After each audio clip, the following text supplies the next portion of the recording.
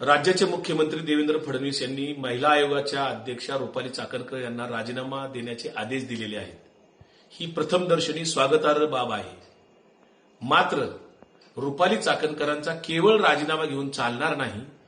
अशोक खरात जो काय लिंग पिसाट माणूस आहे, जो भोंदू बाबा आहे, त्याचे जे काही काळे कारनामे गेल्या काही वर्षापासून सुरू आहेत, याच्यामध्ये त्या संस्थेच्या त्या ट्रस्टी होत्या.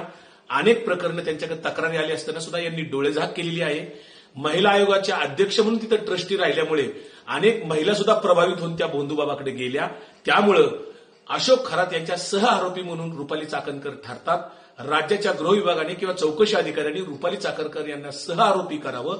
त्याचबरोबर अशोक खरात यांची जी काही प्रॉपर्टी आहे ती मालमत्ता त्याची अटॅचमेंट करावी आणि ज्या ज्या पुढाऱ्यांचे ज्या ज्या मंत्र्यांचे त्यांच्याशी जवळीक संबंध आले ते सीडीआर तपासावेत, त्याचे हितसंबंध तपासावेत. आणि ह्याचा जो काही पसारा आहे तो खूप मोठा व्यापक आहे. त्यामुळं अशोक खरातच्या पाठीमागे अनेक लोक दडलेले आहेत, ते सुद्धा पुढे आले पाहिजेत. रुपाली चाकणकरांना सह आरोपी केलं पाहिजे, ही आमची मागणी आहे.